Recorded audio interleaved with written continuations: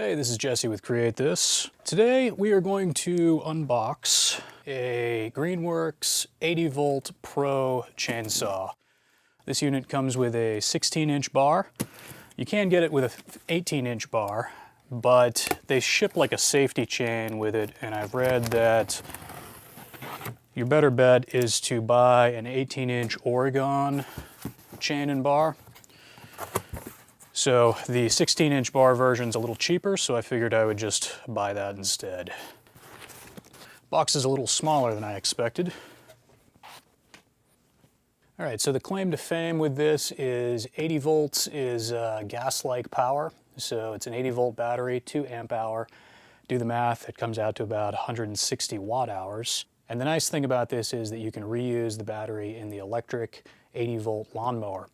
And I have the 40-volt version of this lawnmower, and I would love to get the 80-volt version because it has a single blade instead of 2 blades, and it has a brushless motor. This chainsaw also has a brushless motor. Comes with a 4-year tool warranty and a 2-year battery warranty. I doubt I'll use it all that often, so my batteries will probably last quite a bit longer. Let's go ahead and open it up.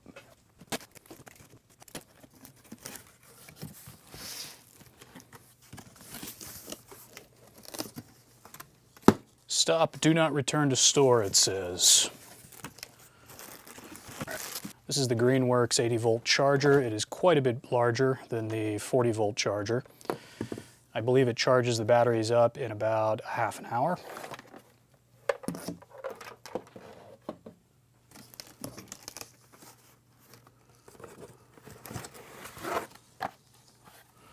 This is the blade, 16-inch blade. And chain with a chain guard.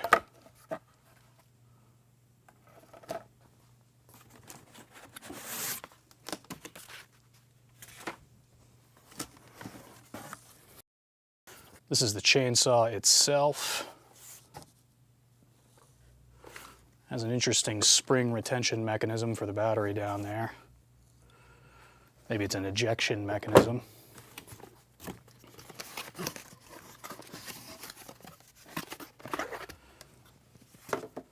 Comes with one 80-volt lithium 2 amp hour Pro battery.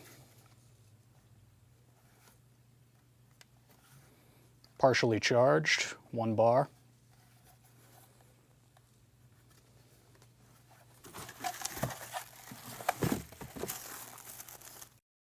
Comes with a multi-wrench. And it comes with a user manual. 16-inch brushless chainsaw. All right, let's get this thing assembled.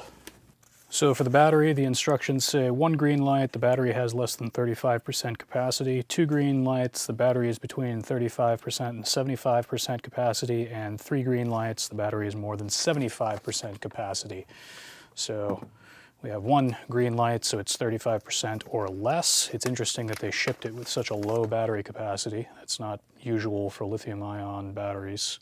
Charger can be installed hanging on a wall, or you can just set it on a desk. I'm just going to set mine on a desk, I believe. I don't see any particularly interesting assembly instructions, so let's just go ahead and put it together. Careful with the teeth. Don't cut yourself. This looks like a fairly small chain, small gauge chain compared to my steel gas chainsaw. That's interesting. I was expecting it to be a little larger than that.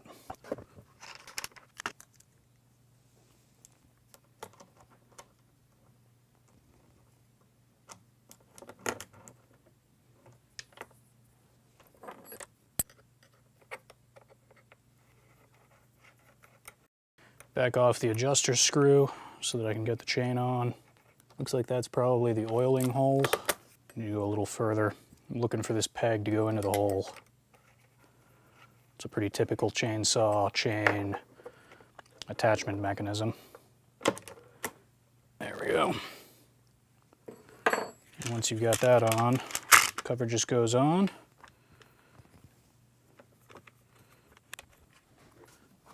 Okay, now I have never been very good at setting up chains to the proper tension.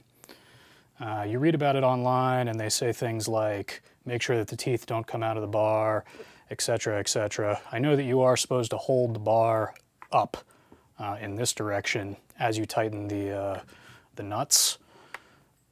So let's go ahead and tighten that just a little bit. I've also heard that the chain shouldn't really snap to the bar. So, and then what we're going to do here, there is no battery in here, so it should be fine to move this. Ideally, your chain should spin freely. It does spin freely. It might be a little too tight though. We're going to hold the bar up and tighten at the same time.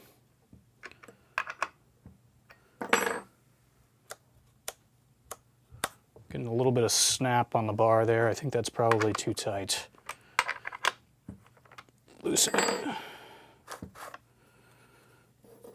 Loosen it up. Maybe a half turn there. Tighten it back up again.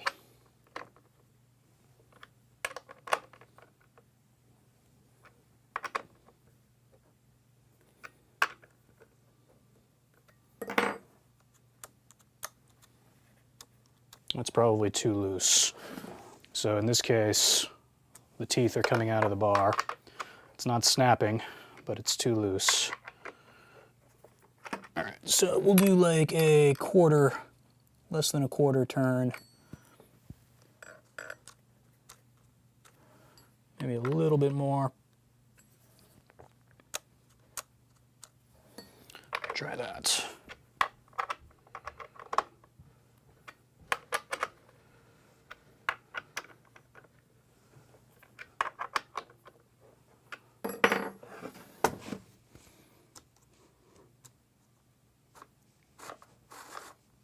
That might be okay.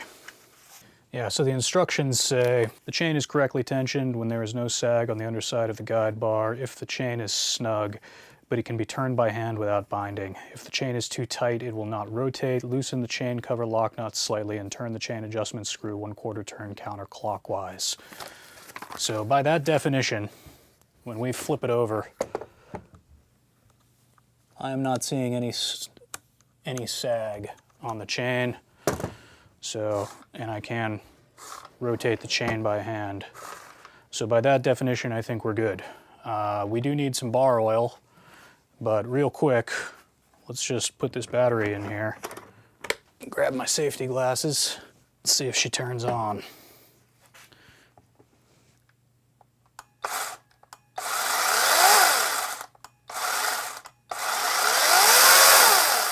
Interesting. Okay. Pop that battery out.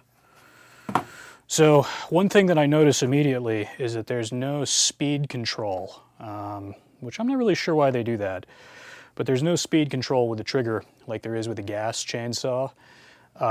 You hold it down and the chain spins up to its maximum speed and stays there. It doesn't matter where you hold the trigger. There's no variable control. I imagine that's probably fine though.